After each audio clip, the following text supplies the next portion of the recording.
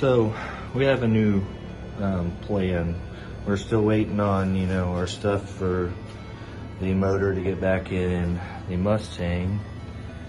So the machine, we gotta drop some parts off the machine shop, and so it's gonna be a while on it. So we're actually gonna take our Fitech off of the 66 and we're gonna put it on the 65. It's got a 750 Demon on it right now, but we're just gonna put it on there for shits and giggles and see what happens. So we're gonna start tearing it apart and see how big of a pain in the ass it's gonna be.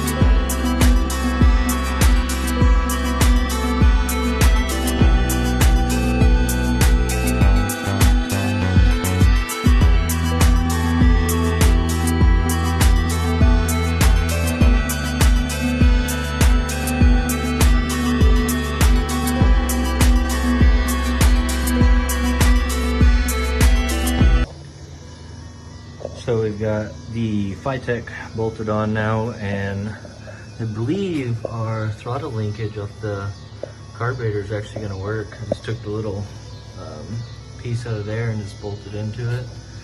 So we have, I think I have the wiring ran about how I'm going to. I mean, this down here is going to have to be cleaned up, tied up somehow. Not exactly sure yet. But we got the coolant temp sensor over here in place, and then I used to actually use the base plate off of my Mustang, which I tapped and used and fitting on for my PCB.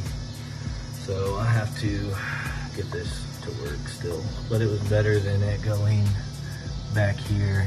I just didn't really like the look of it the way I had it before, which I mean probably could have been cleaned up. But I have the power wire ran as of right now, so now I just have to hook up basically my cooling fans and my key wire, and then get it to sync up with my MSD, which shouldn't be hard because I'm not running the timing control like I did on my Mustang. But aside from that, we have to get the fuel pump, the electric fuel pump in it, which I'm actually going to use the tank out of my 66 and swap it into my 65. So everyone says that you can move this cross member back here back a couple inches and then make a couple brackets and get it to fit, which would be nice. I'm not really a fan of the fuel tank and behind the seat. So we're going to keep plugging away until we can get this thing wired up and potentially running. Well, I can't do that. I don't have a O2 bung for my exhaust yet. So that's another day's project, I guess. So we have everything wired up on the Fitech.